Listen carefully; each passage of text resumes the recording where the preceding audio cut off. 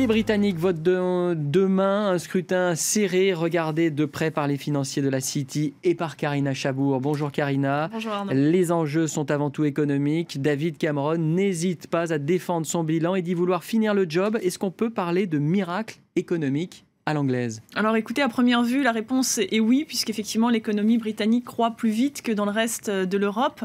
La croissance l'an dernier était de 2,8%, là où elle avait été particulièrement frappée, vous allez le voir en chiffres, particulièrement frappée par la crise de 2008. Un déficit public réduit de moitié entre 2010 et 2015, même si malgré l'austérité, vous allez le voir, il reste l'un des plus élevés d'Europe. Et puis côté chômage, plus de 2 millions d'emplois créés en 5 ans, un taux de chômage réduit à 6,1% l'an passé et qui est passé sous la barre des 6% en début d'année. Ça fait rêver. Pour autant, tout n'est pas rose, il y a le revers de la médaille. Absolument, puisqu'on peut parler d'une croissance à crédit tirée par la consommation et surtout par l'endettement qui est particulièrement élevé et où, plus inquiétant, la productivité n'est pas au rendez-vous.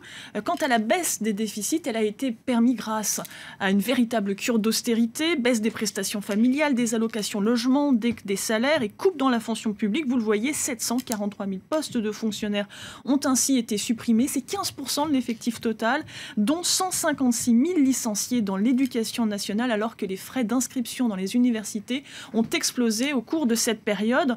Quant aux bons chiffres dans l'emploi, dans le secteur privé, il s'explique par la multiplication des petits emplois précaires, ces fameux contrats 0 heure, qui peuvent demander une exclusivité à l'employeur sans aucune garantie horaire pour le salarié, ou encore la multiplication des travailleurs indépendants, autrement dit une flexibilité maximale pour l'employeur qui n'a pas à payer ni cotisation sociale ni retraite, sans parler de la pauvreté qui a augmenté, des inégalités territoriales entre Londres par exemple et le reste du pays, ou encore des inégalités sociales sans cesse dénoncées par Ed Miliband, par les travaillistes. Alors ça c'est le bilan Cameron. Qu'en est-il justement du programme des deux candidats principaux? Alors sur le fond, les deux sont d'accord pour dire qu'il faut continuer à réduire les déficits. On l'a vu qu'ils étaient encore très très élevés, mais ils n'ont pas la même méthode. David Cameron insiste, il n'y aura pas de nouvel impôt.